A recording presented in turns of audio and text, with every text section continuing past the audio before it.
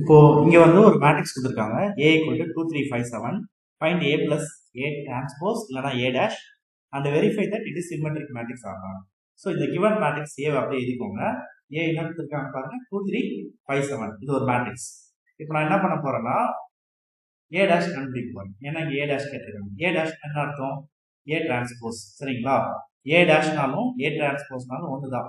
Row வந்து என்ன மாத்தணும்? காலமா மாத்தணும். இந்த 2 3ன்ற ரோ இருக்குல்ல காலமா எழுதிக்கணும். 5 7ன்ற ரோவை காலமா எழுதிக்கணும் சரிங்களா? இதுதான் a dash. ஏவும் a dash இப்போ நம்ம என்ன பண்ண போறோம்? ஆட் பண்ண போறோம். a plus a dash. So நல்லா பாருங்களேன். அப்படியே இங்க 2 இருக்கா? இங்க 2 இருக்கா? 2 plus 2 ஆட் பண்ணா 4 ஆயிடும். 3 plus 5 ஆட் பண்ணா 8. நெக்ஸ்ட் 5 plus 3 ஆட் பண்ணா 8. 7 plus 7 ஆட் பண்ணா 14.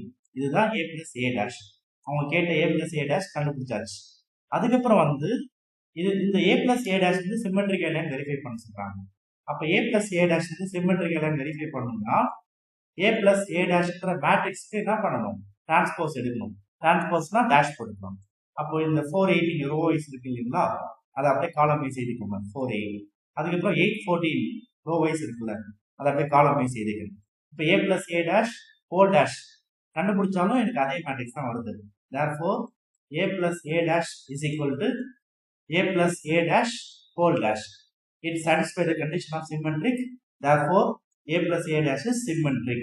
Hence symmetric matrix. Hence proved. சரிங்களா? அவ்வளவுதான் கான்செப்ட் முடிஞ்சிருச்சு.